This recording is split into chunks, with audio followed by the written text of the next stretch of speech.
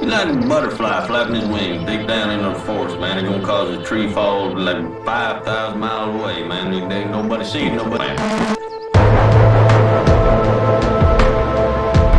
Man, see, like, you don't even know, man. It's like you're born into this world, man. And you got like that, man, the dust and wind, man. Or like the dang old candle, man. It don't matter, man. It's all the time.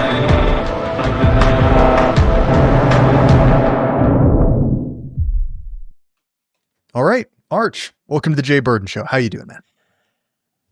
I'm doing fine, thank you. Thank you for having me. Yeah, I'm excited to have you on. As I was telling you before we went live, I had an episode on 40K more generally just last week.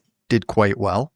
And literally probably 3 days after Kevin and I had that discussion, there was a major update to the sort of infiltration of, left-wing politics into that hobby.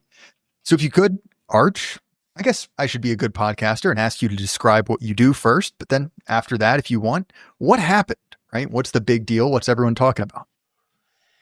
Well, I started doing YouTube content a solid 10 years ago plus now because of the announcement of Total War Warhammer. I've always been a huge fan of Warhammer and Total War. That seemed like the perfect opportunity to start talking about this stuff.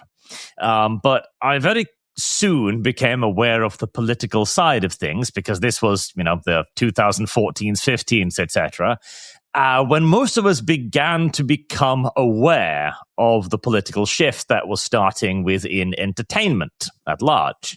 And I decided quite soon that this was something that wasn't going to stop. It wasn't going to limit itself to one thing. It was going to try and infiltrate entertainment in general. So I started talking about that as well, at significant personal cost over the years. But, well, we're sitting here in 2026 with Fem-Custodes, and I feel pretty justified, honestly. Validated, even. Yeah, I was a teenager, right, during the whole Gamergate thing. And so I have a very distinct memory of the sort of before and after. I've told this story before, Arch, but I figured you'd get a kick out of it. I went to university in 17. And so, right into, the burning culture war. And, I was studying economics. I decided to take game theory, naively assuming that would be game theory, right? And what I'd actually done is signed up for a course on the critical theory of video games. So I was taught Gamergate at a collegiate level. Funny story, that's a large part of the reason I ended up here. You go through a course with a obese, actually purple-haired woman yelling at you about Gamergate. And you're like, okay, well, whoever you hate, I think those are my friends. And obviously, that was sort of the canary in the coal mine. Right? Many of these trends have been observed in other hobbies. Similar thing has happened, obviously, to anything that Wizards of the Coast owns. But 40K, as we discussed in a previous episode, is structurally resistant. Within the universe, it is illiberal, right? It doesn't conform to certain of our modern sensibilities. And the specific issue is seemingly minor, right? It's this desire to turn factions that are male, right? Entirely male, desire to diversify them, right? Desire to bring women into these male spaces, as they would say. And the battle was lost a while ago, right? There was I can't remember which one of the Horus Heresy books I tapped out a long time ago, which featured one of these female custodes. For those who aren't aware, giant royal protectors, right? Giant armor, the best of the best, right? Always been exclusively male. And they wrote in to one of these books a female character. Funny enough, Arch, as I'm sure you're aware, she is featured in the book just bawling her eyes out, completely ineffectual, which is kind of funny.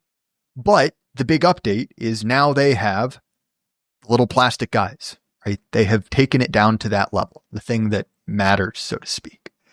So, Arch, if you could you describe, one, why that matters, right? Why this is a significant change for the franchise, and two, what's the reaction been, right? Who is celebrating? Who is upset?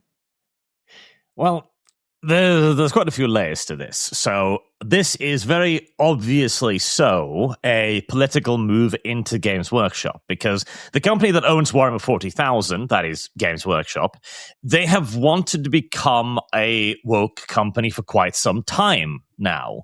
And they have met a great deal of resistance, both from their fandom and the franchise itself. As you mentioned, Warhammer 40,000 is just not a very liberal-friendly franchise. It is explicitly, inherently left-wing. It begins by simply stating that progress is dead. There is no progressivism in it. But Games Workshop wants it to be, and they've been waging an active war against their fans for quite a few years now. One of the central parts of that conflict was a man named Tom Mendelsohn, who was their community manager.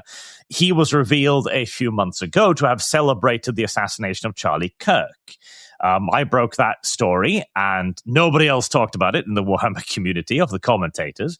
Games Workshop suspended him and have still not elected to fire him because, well, they sympathize with his point of view. And I stress that to make you understand just how progressive the company actually is. They put out a whole plan for Fem-Custodes, which, as you say, is an all-female faction, which began with a small line in their codex, their rule book, which mentions a female Custodes. And it's very vague. It's just the pronouns that give it away. This meant that a lot of people back then were basically coping, like, oh, this probably isn't official, rogue intern, stuff like that. But this was a part of Games Workshop's long-term campaign to introduce them, boiling the frog on it.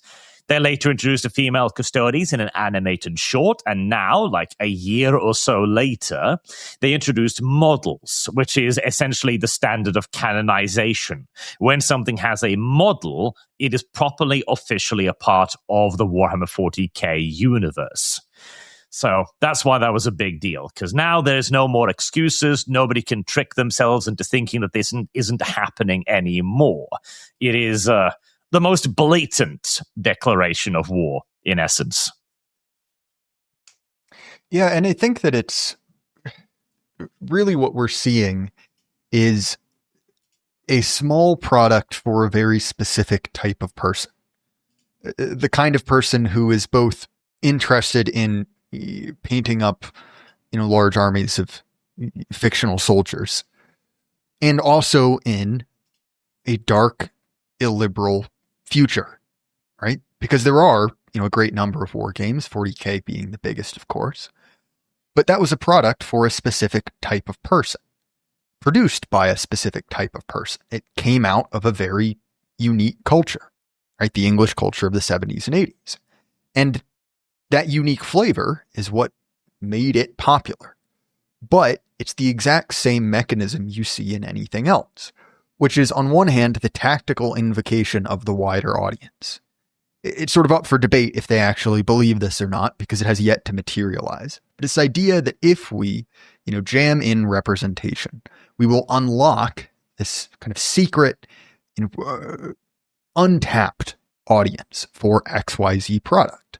It will become this kind of global brand. And look, some of this is entirely that, right? It's business sensibility. This has gone from being a small to a very large company. Understandable. But also, you see these people who are sort of derisively referred to as tourists, right? Those who are simply there because it is a current thing. And when it is popular, but not in accordance with current values, they want to pull it into line with everything else. And the combination of these two yields a gray, neutral product, a product of nowhere for everybody. And you can see this in any number of things, right? I'm not a big Warhammer fantasy guy. It was never my bag for a number of reasons. But the way that world, that sort of franchise, I guess you could say, was very casually disintegrated and replaced with Ages of Sigmar, which is vaguely the same thing, right? It's medieval fantasy-ish, but it's completely stripped of any cultural really weight to it at all. It again becomes another one of these mass market products. And I think that is additionally, even aside from the politics, a big reason people are unhappy about this, because something that was unique, that touched a very, like specific subset, is being massified, right? Turned into kind of gray cultural goo. Yes, it's also the fact that when Warhammer, both Fantasy and 40k were first introduced, this was, 38 years ago for 40k, and even more so for Warhammer Fantasy. Fantasy back then was actually quite formulaic. You had the Lord of the Rings, in essence. It was hopeful fantasy. You had tales like Narnia and so on. So Warhammer, being set in a very grim universe, was quite fresh. It was quite a deviation from things. Now, most of those all-traditional universes have either fallen out of popularity or been broken into the attempt to, bring in the wider audience.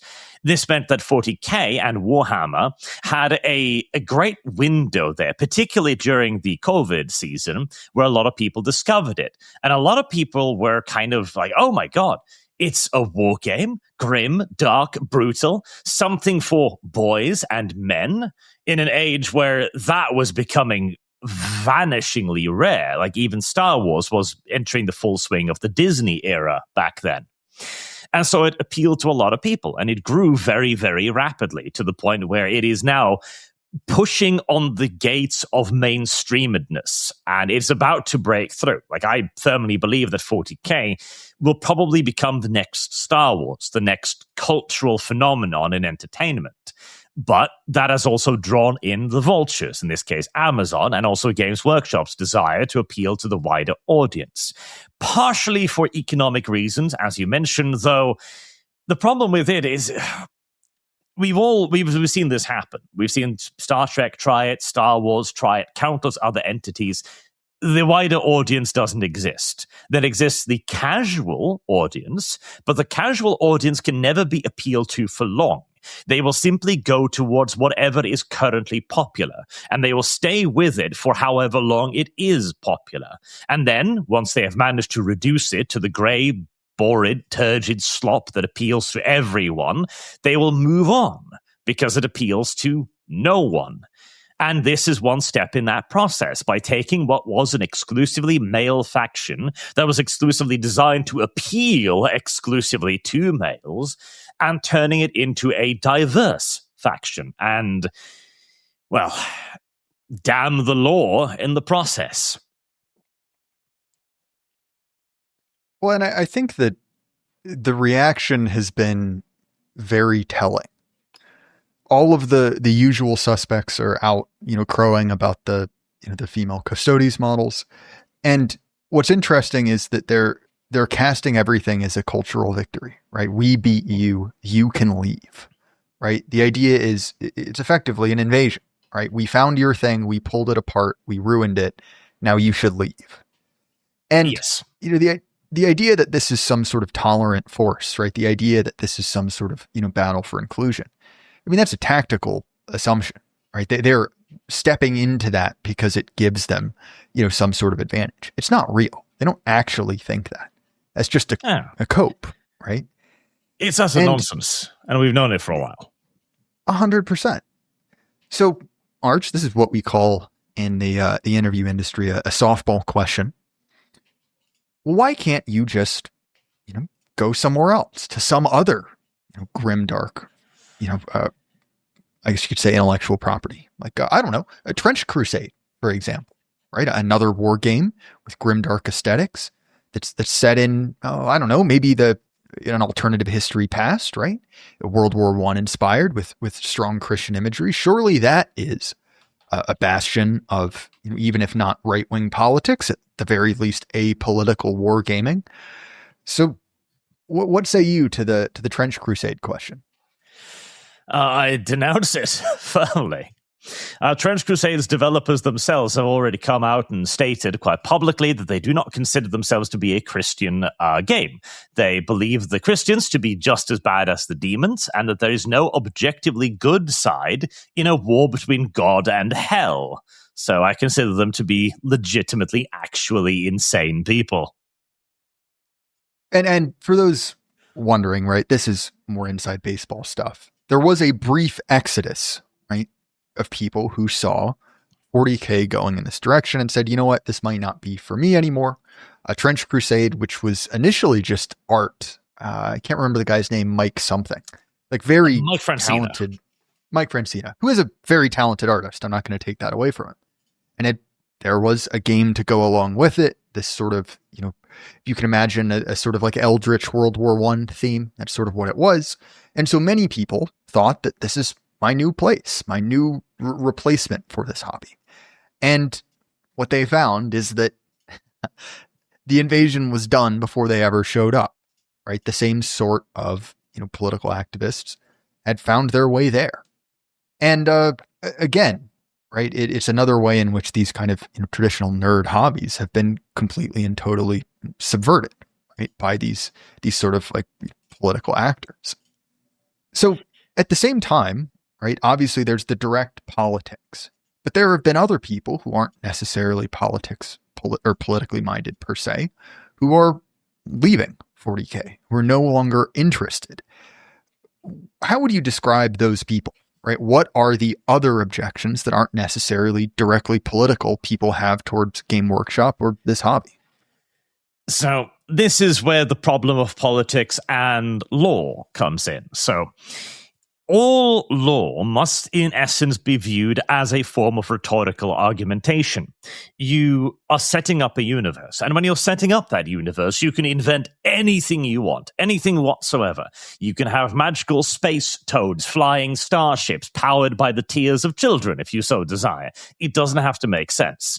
But once you have created that universe, you must maintain internal consistency to the best of your ability.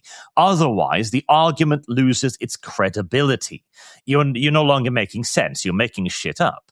And that's why people are leaving 40K. Even if they don't care about the politics, they now look at a universe that can apparently change overnight. Never before has there been any mention of female custodies at any point. There have never been any art of them.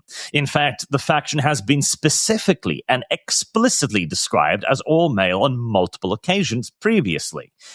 And when they just change that, well, people now understand that the argument is no longer solid. It is no longer internally coherent. And that turns people off on a basic level. It's not even about whether or not there should be custodies from a political point of view at that point. It is simply, you've changed the thing I like. Why did you do that? Oh, because politics. Okay, well, I don't agree with you doing that for politics. Well, and then the other part we need to talk about, because this is relevant as well, is on one hand, the intellectual property, right? The fact that this is a company which for, at this point, let's be honest, over 2 decades has been extremely jealous of the things that they own. In my mind, really the warning bells were set off by, I don't know what you'd refer this to, but the launch of the Primaris, right? For those who aren't aware, the poster boys of 40K are the Space Marines, right? And basically they launched a refresh, right? We're getting rid of all the old stuff, bringing in the new stuff. Models are bigger. The design is cleaner, more modern, whatever. That's maybe a separate discussion. But what came along with it was this massive retcon, right? Which featured several things. One, obviously, you need to buy more stuff. You need to buy it now. You can't use the old stuff anymore. And the economics of this certainly need to be addressed. But also, kind of going back to your previous point, was a massive retcon, right? Both to how these, super soldiers were made, what the plan was all along. But also, there was this great secret plan, right? All along, right? That these new, extra super space marines. And okay, fair enough, the lore's stupid. But what with it was this idea that technological progress has resumed, right? We are no longer stuck in this kind of era of decay. And that's a very core premise to the setting. So you have, even, it's been almost 10 years, right? Which is kind of crazy to think. There was a very conscious decision to discard the lore, to discard the rules, to discard the thing that people liked and drew them to this setting for a cash grab. And if you look at the, bringing in the politics as yet another cash grab, you certainly could, right? It's the same thing. The idea that we are sacrificing the product to make it more economically successful. What do you make of that transition, right? The launch of Primaris, because in my mind as well, it also was a marked move towards the kind of, chasing after the whales, right? As well on the purchasing side. Do you see what I'm getting at there, Arch? Yeah, so the Primaris Marines, they were probably first and foremost an economic decision because they wanted to resell the Space Marine faction, which was by far their best sellers. The design also was an early indication that they didn't quite understand what their setting was anymore. The old Space Marines could best be described as crusading knights in space, very bulky, very symbolic looking armor, covered in iconography. These new ones were very rounded, very tactical, very modern-esque. And they lacked a lot of the charm of the old school Astartes. But this was definitely first and foremost an economic decision to sell people Space Marines again, as they've continued to sell Space Marines constantly ever since. They are their best-selling faction. So, beyond economics, an indication that they were losing contact with their own setting, definitely. But I think that was the primary motivation for the Space Marines relaunch, rather than the political side of it. Oh, yeah, 100%. But point is, right, again, I think I know one of the reasons many people are leaving is that the cost of engaging in this has gone up dramatically, right? You can't keep a model for nearly as long as you used to. Things are being refreshed. Maybe a slight diversion there. Now, what's been really interesting, Arch, is the people who effectively have decided that they are going to build their own, right? In the past 5 or 6 years, maybe a little longer, we've seen the explosion of consumer grade resin printers, right? Something that I jumped on and have had a lot of fun doing. And also a sort of secondary market of people designing files, right? Some of them, let's be honest, you are ripping off other properties, right? You got to squint your eyes and you know exactly what they're going for. But also, making their own systems, which are, absent of these kind of, political overtones. So I'm curious, Arch, is there anything you see on that front that you see as sort of a sign for hope? Potentially. There are many people trying to work on their own alternatives. I do have a system in the works myself, as you do eventually have to just try to make your own if you're not happy with the current product anymore. I don't know how successful it will be, because at the end of the day, it's very difficult to make something like this really start taking off. And there's only so many people who have the resources to do so. And there have been many alternatives that have been around for quite some time that have never managed to really get going either. It's one of those problems where you don't want to give up on the thing you like. Anyone who's been a fan of Star Wars has known that feeling for quite some time, even as you see it on its deathbed. And like 40K2 has the problem, as you mentioned, with the economy of it, that GW has just been increasing their prices ad infinitum to the point where their specialty paint now costs 10 times that of their competition and sells simply because of brand and market recognition. It's, I suppose, one of the problems with our current day internet-based system as well, that once you have a thing become big, it usually becomes the dominant force in its own arena, rather than back in the day when we had far more competitors to all of this. So it's difficult to say if we'll see anything rise up to replace it, but eventually, I guess we're kind of in the early stages of a replacement period right now, right? Where we're seeing many of the primary entertainment things like Star Wars are beginning to fall off. Lord of the Rings was lauded for the longest time due to the excellent trilogy, and then came the Rings of Power, which has severely damaged its reputation. Game of Thrones was lauded until its final season, and so on. So we're kind of seeing the end of many of these cultural giants right now, and we're not yet sure what will emerge now, like what comes next. Yeah, it's sort of an interesting thing writ large that as the boomer generation is beginning to pass, so are many of the sort of the cultural phenomenon that they created. And obviously, Tolkien was not a baby boomer, not my point at all. But the kind of great cultural properties of the 20th century, Marvel, Star Wars, any one of these, sort of got taken through this, slow build up, meteoric rise, and then very quickly burnt out at the point which there's very little left. And I think it's interesting to see, and I know that you've done a few videos on this, the sort of later attempted editions. So I'm sort of fascinated by Avatar for a number of reasons. James Cameron, not the Cartoon Network show. And perhaps the reason I'm the most interested in it is that it is the message of that movie is the most insane boomer slop possible, but it is sort of out of date, right? So the central conceit of Avatar is very much the sort of male baby boomer fantasy, right? Of finding people who were connected to the earth, who were, from a different culture, being placed in charge of them, made a warlord, and getting, a really hot alien babe. This is the plot of, obviously Dances with Wolves, any number of, similar Western movies.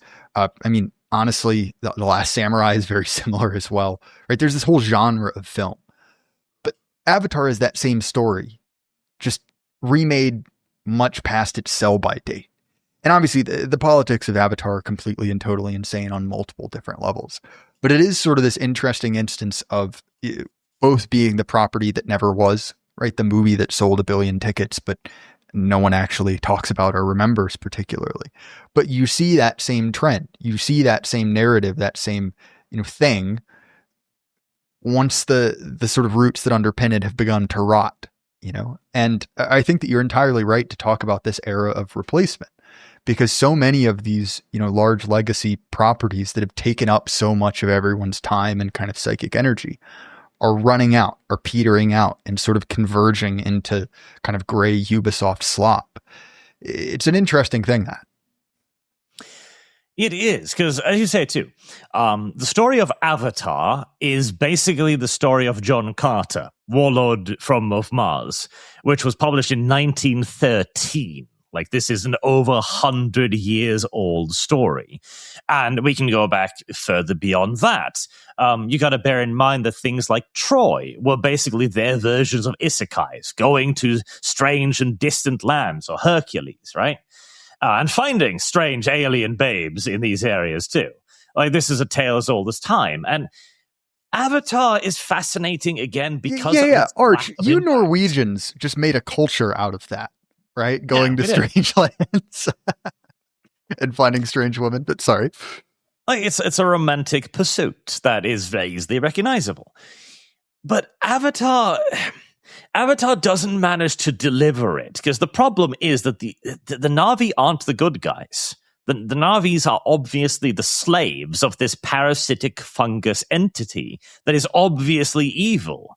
So I firmly believe that is the reason why it has failed to have the cultural impact, because when people go to watch the movie, even if they are not entirely aware of it, not quite cognizant, they understand that the bad guys are winning, and that makes them disconnect from it. Well, and there's a fascinating element of racial politics to these, where, of course, right, this is a movie that's sort of ham-fistedly about colonialization. Right, you have the evil, technologically advanced imperial faction harassing these noble savages, right? A unified, a race of people who have never died in war, only due to old age, at which point their body is subsumed, right, in this sort of beautiful circle of life. But, and I'll be 100% honest, I haven't seen the first one since it came out, right? So I'm not going to pretend to be a scholar.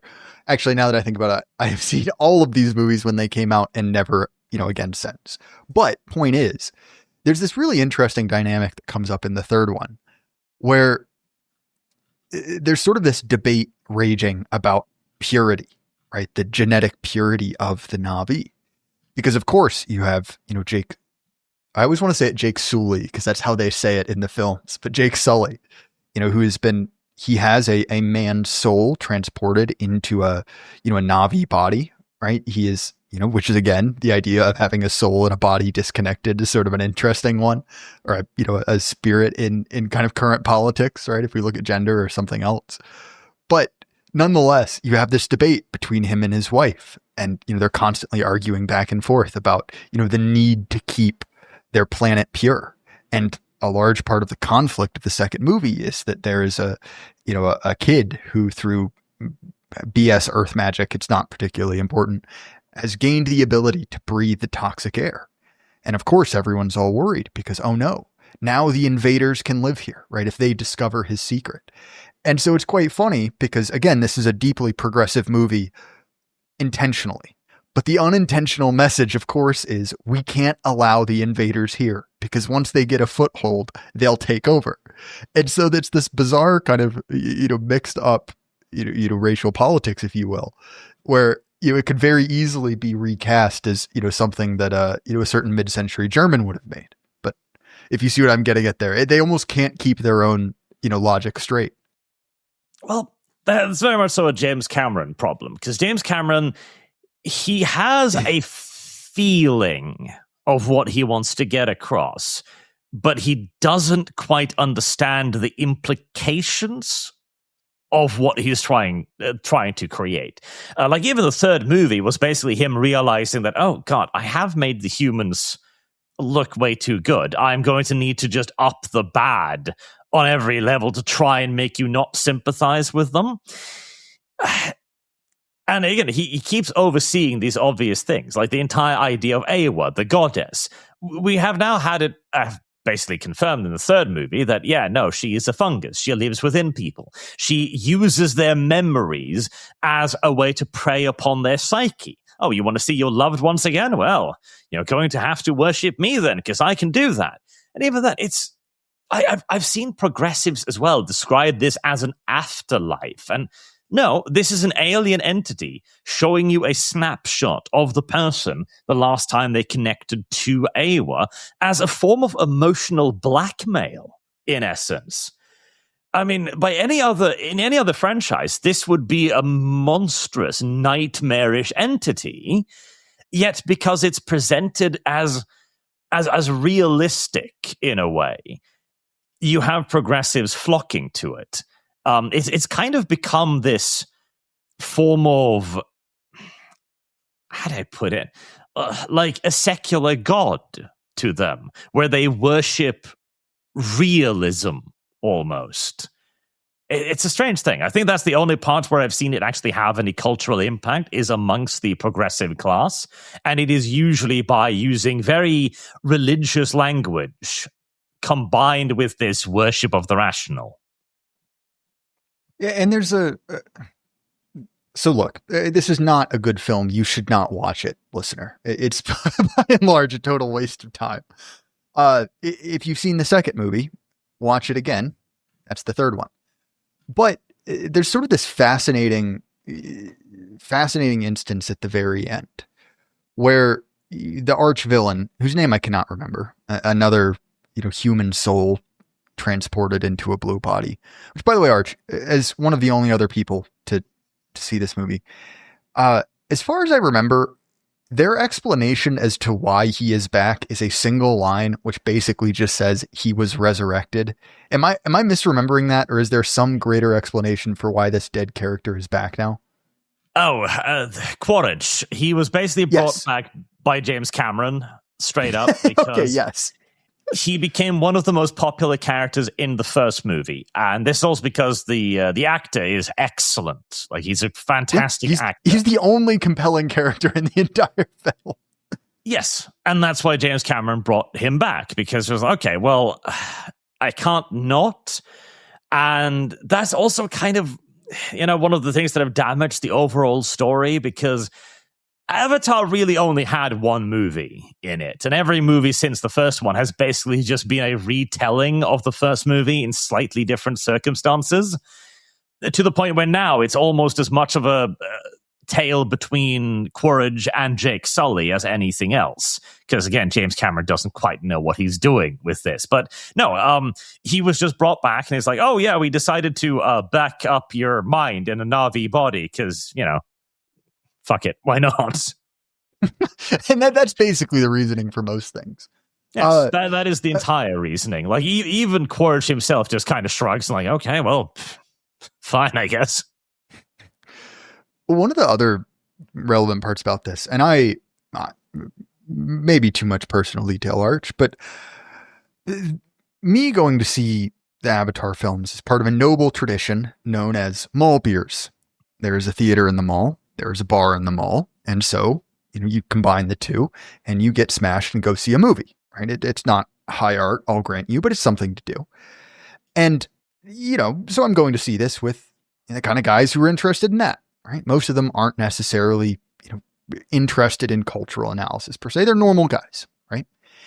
And halfway through this movie, I'm sitting next to a guy, and he leans over to me and he just whispers in my ear, "James Cameron really hates people," which is entirely true, right? This is a profoundly anti-human movie, and Quaritch, again, who is this villain, he declares that his loyalty is to the human race. I'm sure you're familiar with the heat map meme, Arch, right? Which is comparing, left-wing and right-wing people on their assigned amount of loyalty, right? You're given 10 points, we'll say, to assign to different groups. Generally speaking, conservatives assign that to their family first in, ever decreasing amounts going outwards, whereas people who self-identify as progressives are the exact opposite. They feel the most loyalty to the universe at large, the least to the people around them, right? And so what's, again, kind of interesting about the mixed up politics of this movie is Quaritch is the villain, right? He's certainly played sympathetically, but he is a bad guy, right? We're supposed to be rooting against him. But right before he dies for the third time in the third movie, he basically says, like, no, I did this all for humanity. Everything I did was in service of the survival of the species. And it's profoundly amusing to me that this is basically a liberal movie about the need to prioritize your tribe, quite literally, over the human race. I just think that that's a very funny message for a progressive to put forth.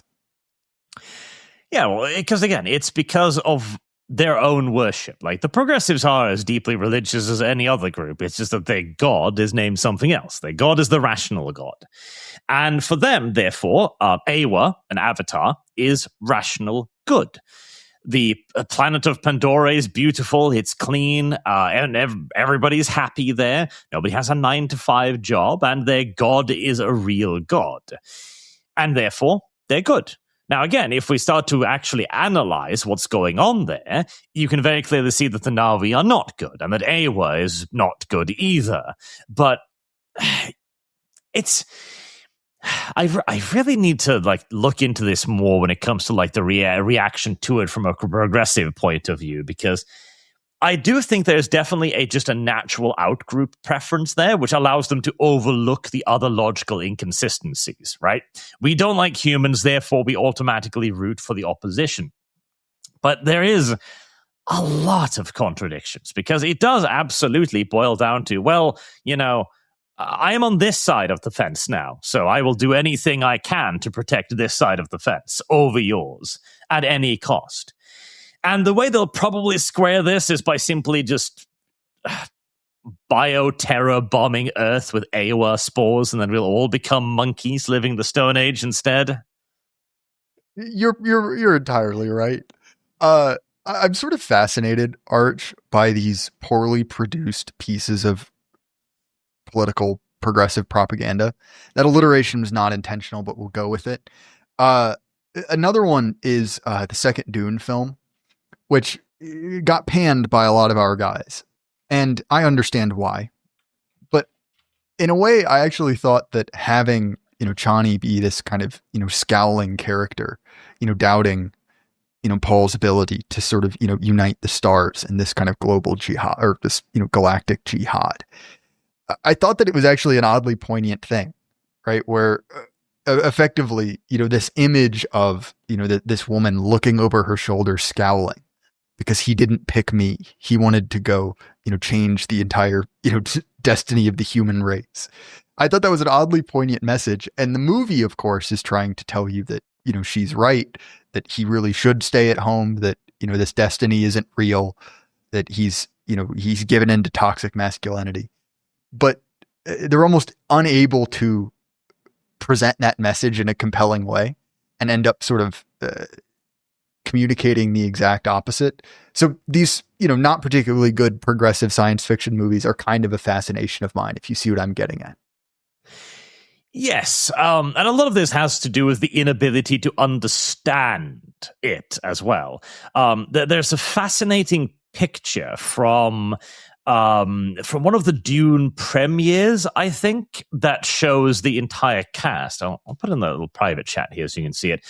And it's the most metrosexual bunch of people you've ever seen.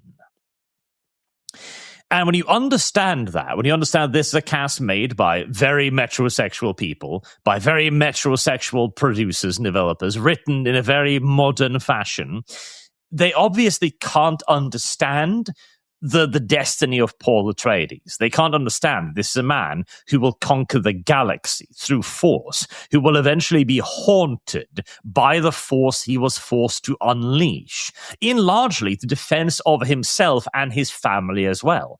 They can't understand that very idea of being willing to do these things, even knowing they are going to result in horrible consequences, in order to defend yourself and your own. As you say, Chani is very much so the counterpoint of, well, shouldn't you just roll over and die? Shouldn't you just let the evil empire win and your family be eradicated if you're so horrified by your own actions? And no, because there is actually a morality in looking out for your own people. That is not moral. In fact, it is the very definition of morality. These are mine. I will defend them to the best of my abilities. Well, and additionally, right, there's the level of her saying, no, stay with me, right? Be a prince here. Don't fulfill your destiny. And it honestly adds a sort of beautiful element to the story, right? Because of course, during the duel with Feyd-Rautha, Paul is wounded, but because he is human, right? He can master his emotions. He can master his pain. He's able to push through it, win the duel, and, ally him or marry into the imperial household. But what's interesting about that is obviously there is the death, right? The death of Paul, the birth of Muad'Dib, the man who, is a god. But also in that, right? He is saying, I am giving up the happiness of being a normal man, right? Be married to the woman I love. I am taking this sort of loveless imperial marriage. And that's another level as well that's sort of interesting because he is, killing the man to sort of become a legend, right? To become a demigod almost. And with that, there is glory with it, right? He will be the most powerful man in the history of the human species. But also, right, he is giving something up there. There's a sacrifice there. And I think that that's a very interesting element to the film that, again, they are unable to recognize. Because in the progressive vision, power and oppression are one and the same thing. Of course, stated, not revealed. They're more than happy to be in power. They just can't recognize it. But I think that that's another interesting element as well, where they cannot understand the fact that there is a sort of tragedy to that, right? That you must sacrifice your personal happiness for something greater. It's kind of great destiny. And it's a concept that would be very basic to pre-moderns, right? To anyone really before the 1940s. John Carter, any number of these, even, kind of pop cultural, or, we could say, a pulp, right, would recognize this and show similar themes. But the modern progressive is simply unable to recognize that. And again, right, this is something that you see in 40K as well. It's funny if you go on, Reddit or something like that, which I don't recommend. It's poisonous to your brain, but you can find very funny interactions. So Owlcat, right, did a CRPG in the Warhammer universe that, I quite enjoyed, but the coverage of it was quite interesting, right? Because you see, people saying, oh, is this a fascist game? Like, why is there consequences for freeing heretics? Why are there consequences for not, blowing up entire planets because of corruption? Is this game fascist? And again, there's no way to recognize that, in the Warhammer universe or in Dune or anything else, there are these hard limitations placed, right? There are tough choices that require sacrifice, sometimes, not willing sacrifice even. And I think that's sort of an interesting element to watch them, grapple with something they can't understand and sort of mess it up in the process.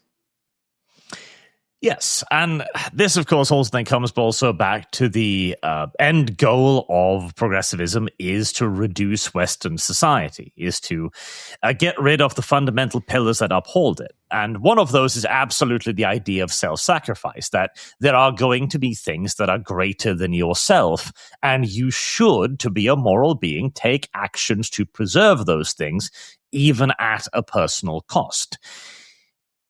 And the progressives kind of have never accepted the idea of the personal cost.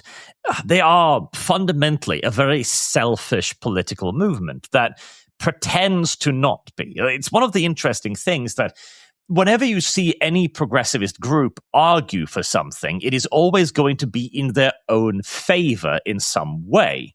The great war between the proper progressives and the radical feminists was very interesting in this regard, because the radical feminists, of course, simply wanted things that benefited them. They wanted greater power for themselves, greater privileges for themselves.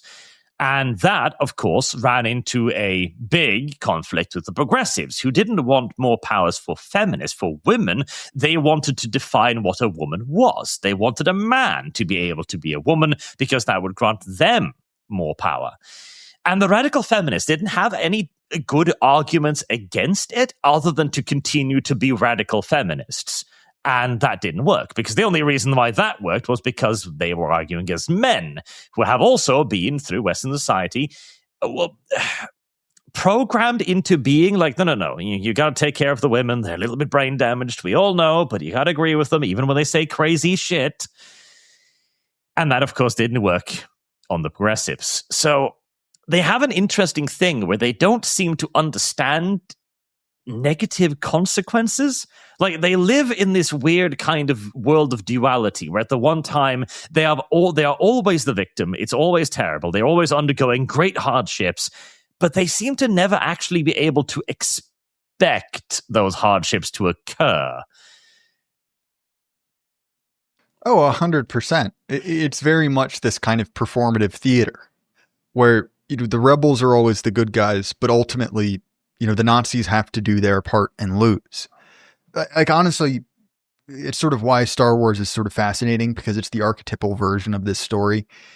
I mean, honestly, if we're talking about the great, the great kind of, turnover in culture, I think a large part of it is honestly the mythology of World War II. Not that it didn't occur, right? But that as the defining moment for our culture, that as the story which must be eternally retold. Obviously, Star Wars, dude, it's World War II in space, right? You don't have to be a genius to figure this out. But that kind of core story, the idea of, the plucky resistance, if you will, like, built into that is ultimately the lie. Like, I'm sorry, but America wasn't the underdog in World War II. Like, we were a continent-sized superpower, and you bolt us to the Soviet Union, and it's not exactly like that was the the plucky underdog against the Empire from Star Wars. So I think that's definitely part of it. Not looking to get into a historical digression there, but I think another part of that, right, is an inability to have true evil, right? To have an objective, good and ill, because you have shades of it right? Obviously, the Nazis, that's a reason that slur is used. But I think that, really there is this kind of baked in idea that, the outsider, the downcast, that's never evil, right? It is simply misunderstood. It is simply something that can be normalized and brought into the fold. And that's ultimately good. And I think that when we're talking about that kind of, particularism of sacrifice, right? It's a sacrifice for who? When Beowulf, tears Grendel's arm off, right? He is doing that to protect a definite people. I mean, he is ultimately, killed in battle with the dragon. He is a king protecting his people. And I think that that's an element as well, right? That the lines become very blurred, and there's an unwillingness to accept, a world, whether ours or a fictional one, where there is an absolute irredeemable evil that cannot be normalized, that cannot be brought into the fold, that is not misunderstood. It is simply, wrong and evil. And so even in like the modern Wolfenstein games, right, which are perhaps the, most egregious versions of that, 20th century myth, every one of these German soldiers is, oh, well, he's a sexual degenerate, or, oh, there's some other reason he's doing that. He is, fundamentally, he cannot even simply be evil. He must be this sort of twisted, misunderstood thing. And I wonder if that's an element as well, Arch. Perhaps, we've changed our ideas of evil too in this kind of interesting way, where we had a fairly simplistic evil from the Lord of the Rings perspective, like Sauron, darkness, all of this stuff. This, of course, also was one of the earliest versions of the Second World War as our modern day mythology, where the Nazis have taken up the position of the irredeemable evil side. And it lacks a certain, how do I put it? Not finesse necessarily, but depth of understanding, I guess. Because on the one hand, I kind of sympathize with the idea of the misunderstood villain, because there's a lot of interesting things you can do with that. Magneto used to be one of my favorite villains from the old, comic book days, because he was a victim of the Nazi purges, who then became a mutant and started basically becoming the Nazis. And his journey of discovering this is quite fascinating. And the way that he rationalizes his own crimes without understanding the parallels between them and the Nazis. But this kind of intersects with the idea that the enemy must be both infinitely powerful and malicious and infinitely retarded at the same way, an old law of propaganda, which is where you can kind of arrive at the Avatar thing, where the humans are evil. They do random evil shit for absolutely no goddamn reason. And at the same time, they're also incompetent. You have humans here fighting an underwater alien species with underwater alien mounts that refuse to use a simple sonar to wipe them out in a single goddamn ping. But simultaneously, they're going to kill their ancestors, these whale creatures, practically just for shits and giggles, to take like a single vial of magical, obscure liquid nonsense out of them and dump their carcasses back into the water. I feel like we have almost managed to lose track of how to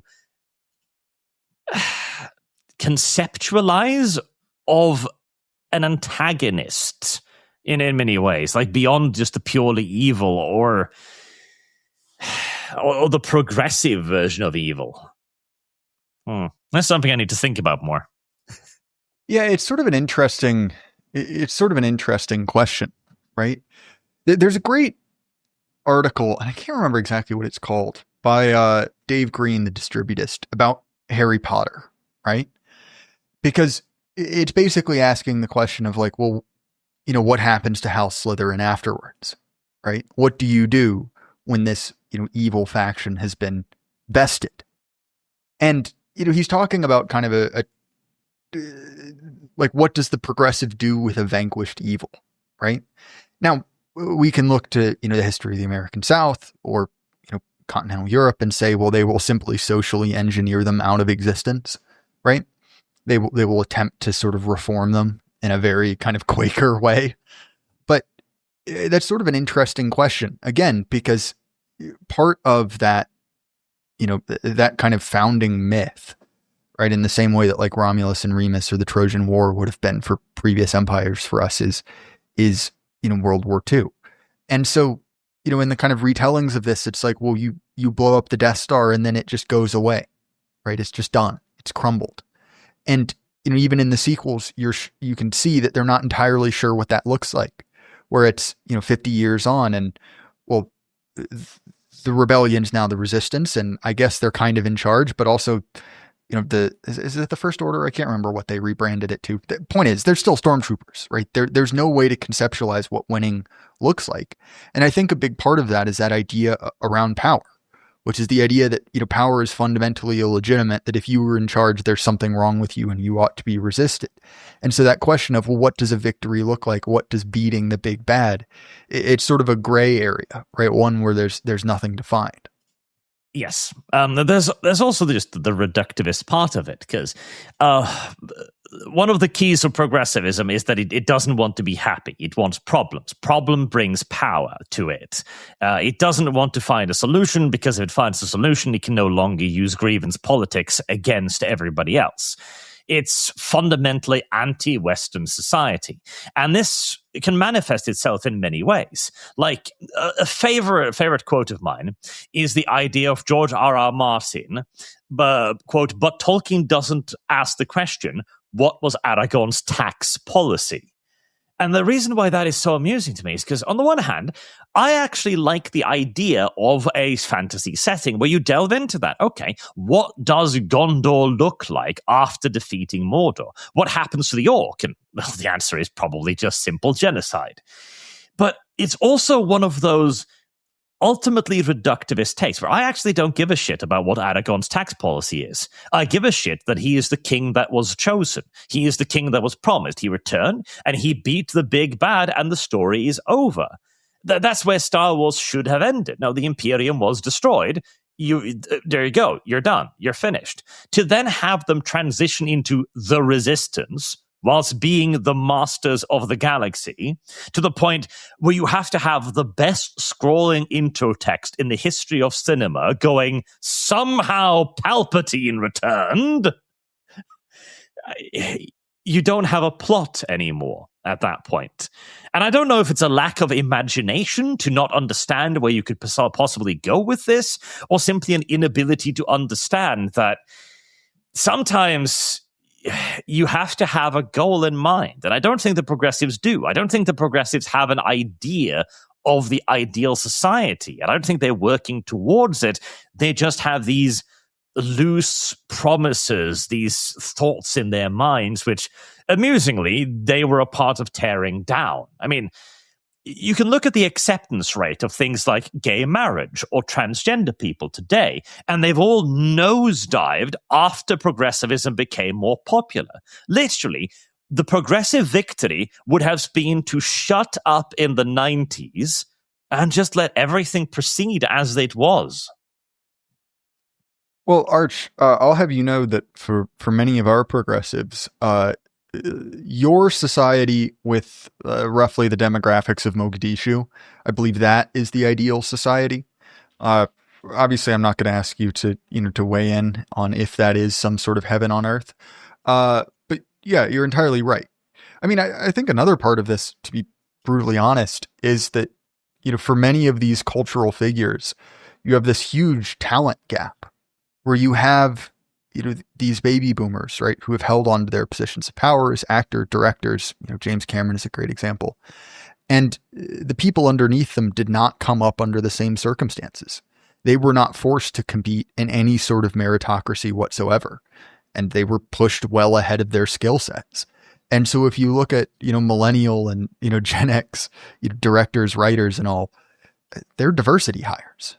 So even, the kind of like core skill set of how to write something compelling, right? Even if the politics in it are horrible. And there's a great number of examples of films that have bad politics, but are, great to watch. I think that's another element as well, that they have sort of undercut their own talent base to the point where I don't think they have anyone who even understands what they're doing anymore. Maybe a discussion for another day, that. But Arch, sorry, I'll let you respond. Oh, no, I'll just finish by saying that that's true. There was an article a few weeks ago that basically was from an insider that was trying to become a writer. Like, he was a young person trying to become a writer in the age. And he basically... It was The Lost Generation by Something exactly. Savage in Compact.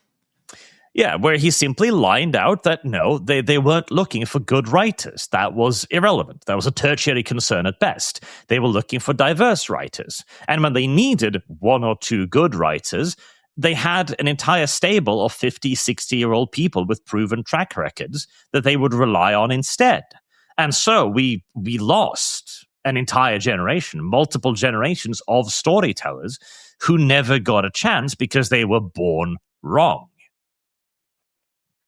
Again, they're doing it to themselves. And honestly, Warhammer was, and I have successfully emotionally divorced from Warhammer, right? I don't really care anymore because I can't do anything about it, right? And they have a little bit of control over you if you do care, right? If you're still buying this stuff. But with all of these other ones, it's just very clear that there's not much left. They have been sort of, hoard out. And again, as you said, the best bet we've got is sort of either going back, right, to a previous version or, to the source material, or making your own, because clearly, the people in charge of these different franchises, pick your poison, right, are complete and total idiots, to be blunt about it. Mm-hmm. Absolutely. Well, Arch, we are fast approaching time. This was a fun discussion. We talked about Warhammer much less than I thought. Where can people find you? Where can they find your work? Well, these days, it's either the lore channel, which is simply called Arch, if you're interested in 40k lore, or if you're interested in the regular cultural commentary and the politics, then that is the Archcast. Well, again, check both of those out. As far as my stuff, The Jay Burden Show, Apple, Spotify, YouTube, anywhere you want to listen to podcasts.